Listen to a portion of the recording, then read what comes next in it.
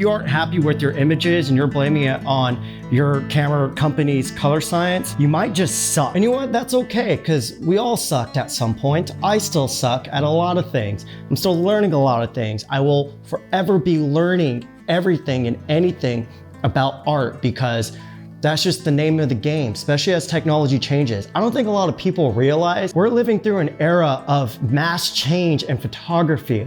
Like, the cameras have just skyrocketed in technology and abilities in the past 5 years. Does anyone realize that? We went from just shooting film just like 10, 20 years ago, and to now shooting these crazy cameras that almost do everything for you, that allow you to focus on lighting, on composition, on story, on vision. That's what I'm gonna get to about this. Now in this video, we're not gonna be comparing cameras or anything like that. I'm going to show you guys how you can convert your S-Log footage to look like any camera. And then I'll also be showing you guys the LUTs that I made for the Sony. We're gonna go over some video that I shot. We're gonna go over some photos. I'm gonna show you how I have some creative freedom with the internal profiles within the Sony a7R5 for when I'm shooting photos. Just kind of gives you a little bit more of a filmic look within camera. Looks like you already have an edit applied.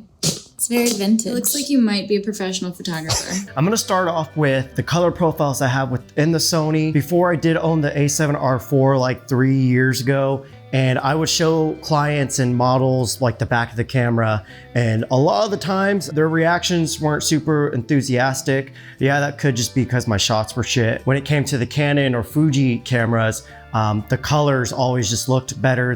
The screens on the Canons were better, and on the Fuji we had the film simulation, so you can make it look edited in camera. I was pretty excited though to find out that in the a7R5 the screen's better and the colors are also better that are presented in camera, which again, if you're shooting a RAW, it doesn't really matter. But something I do want to address, after I made that switch to Sony, I had a certain YouTuber make some hateful videos about his biasness. It was it's not even worth talking about, but it's created this community of people who just will hate anything that's shot on Sony. So I'll show you this comment and my reply that I did on Instagram. And the reason I was so blunt with that reply is I've had nonstop just the most dumbest comments on anything I've been posting, just because it's on Sony now. Most stupidest biased comments. For that shoot specifically, I shot with the Nanlite 720B through a giant octobox, and I shot at 4,000 Kelvin. I wanted a warmer look. Before I even did that shoot, I had an idea that I wanted this like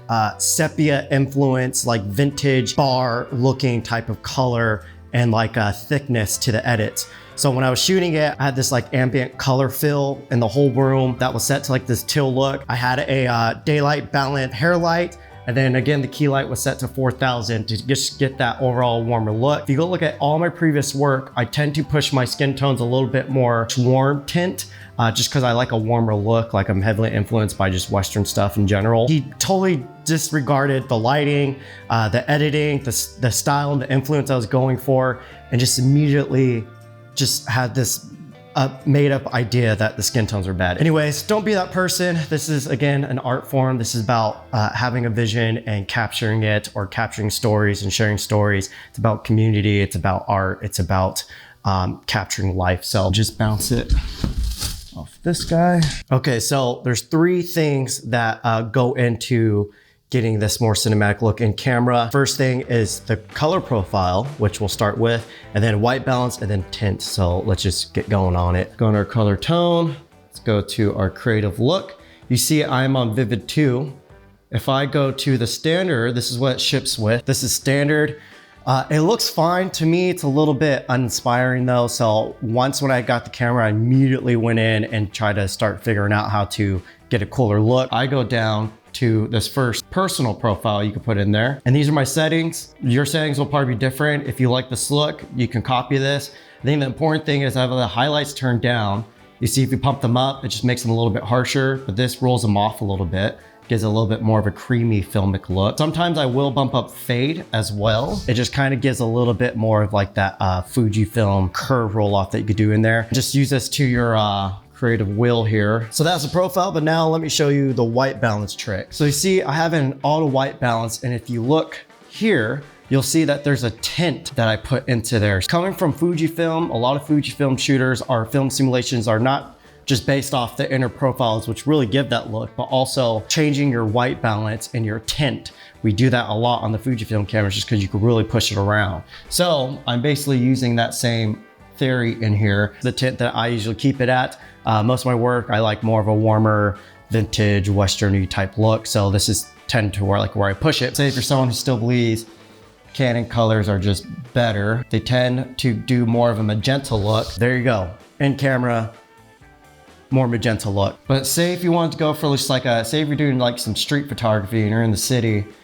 you could go and just get really creative with it. You can see it's trying to hold my skin tone still a little bit, which is pretty cool. Obviously, if you made this more subtle, it would do it. But so now let's bounce over to video real quick. I'm gonna show you how to convert any log footage to Arri, and then we're gonna go over photos, and I'm gonna show you how much you can push it. You could go watch any YouTube video that's comparing all these modern day cameras, and when they're shooting JPEG side by side, that shit looks almost exactly the same now. Like it's all fair game at this point. A lot of people have forgotten, while yes, this pumps so much information and data into a file, it comes down to your vision, to your creativity, to your uniqueness. When I go into a shoot, I already know what I want my final image to look like. I know what the colors are gonna look like. I know what the style is gonna be, the lighting to look like. When I go on the edit, it's a breeze to edit because in my mind, again, I am an artist. You are an artist. If you're watching this, if you own any cameras, you're an artist. It is your responsibility to have that idea, to know what you're trying to get out of it.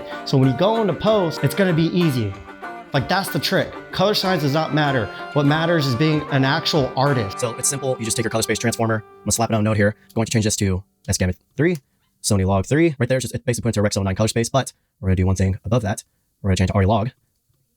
From there, I'm gonna go to this last node over here. I'm gonna go in my nodes, I'm gonna go in my LUTs, Arri Log C, and there we go. Obviously, it looks a little bit blown out, so I'm gonna show you guys another trick here. I'm gonna go to my HDR tools. I'm gonna go to Gamma, make sure I put this S Log 3. I'm gonna go in my color space and make sure I put this in this Gamma 3 Cine. From there, I'm just gonna lower the exposure. See, now we got good exposure there. Look how perfect those skin tones look. This, I didn't custom white balance this or anything, this is straight out camera. From here, I could go in, I'm gonna do a color boost, I'm gonna do 12 just to be a little bit more dramatic with it, to push it. You see, it's a little bit underexposed here, I'm gonna push the exposure back up. Before we do anything fancy on this though, I'm going to show you what the Sony Rec 09 LUT will look like on this. Using the manufacturer LUTs on any camera is basically shooting JPEG photos and just trusting that the color's gonna look good. Like how many of us are actually shooting JPEG, unless you're shooting fun stuff. But you can see even the Sony Rec 09 LUT does not look bad. But you see the skin tones actually look pretty decent, but they're a little bit too magenta, and the weeds behind are kind of blending in. They're going a little bit more magenta, we're losing greens in the trees, blues a little bit dialed down. So I'll go and turn on the Arri conversion. You can see how much more color separation that LUT has on there. So Sony has come a long way in their color science, but obviously Arri is kind of like the GOAT when it comes to all of that. So I'm going to just keep the Arri LUT on there. I'm gonna create another node. I'm gonna just do a simple gray here. I'm gonna do your typical teal and orange type vibe here. Okay. Put a little more teal in the shadows. I'm gonna create another node. I'm gonna go to curves.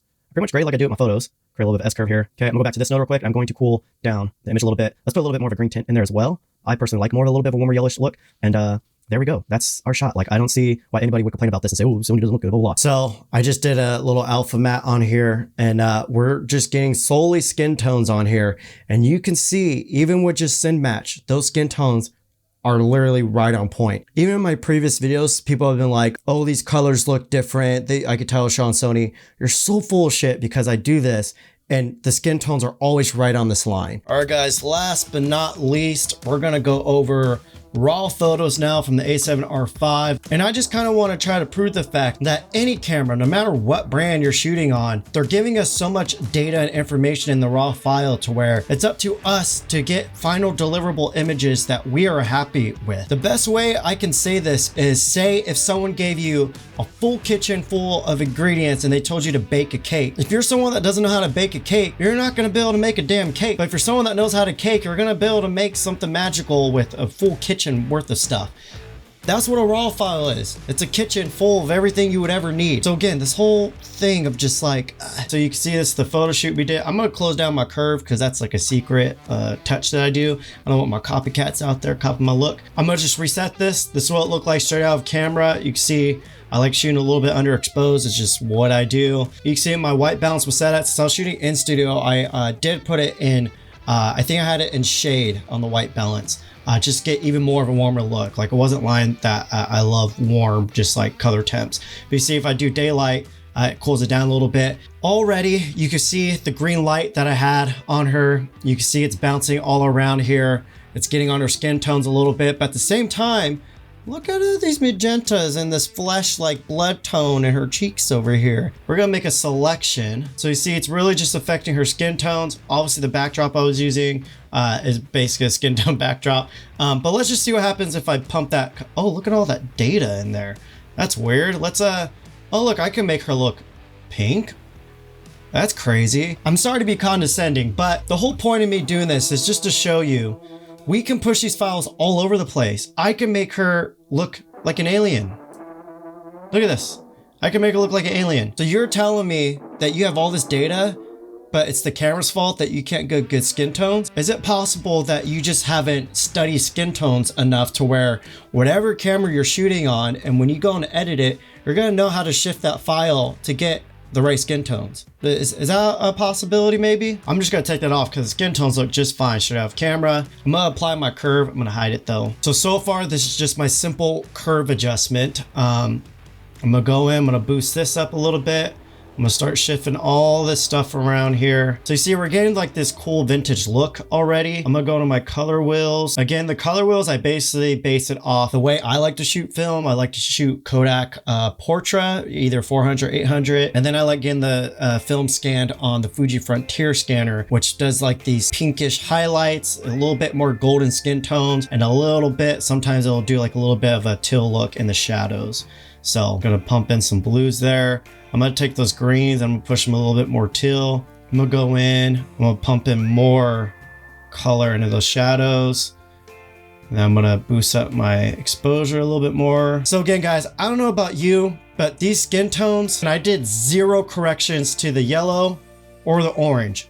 This is just, again, this is mind-boggling that people keep thinking that their camera matters. Like, you just saw me do an edit within under 5 minutes. Look at all this info on there, and you want to blame the camera's color sign. So anyway, guys, that's it for this video. Hopefully, if you stuck through the whole thing, thank you. If you didn't, I'm assuming you were getting offended or something. I don't know. But yeah, I'm about to go on a road trip, and instead of taking my X100V this time, I'm going to take a Sony A7R V setup. So stay tuned for that. Subscribe.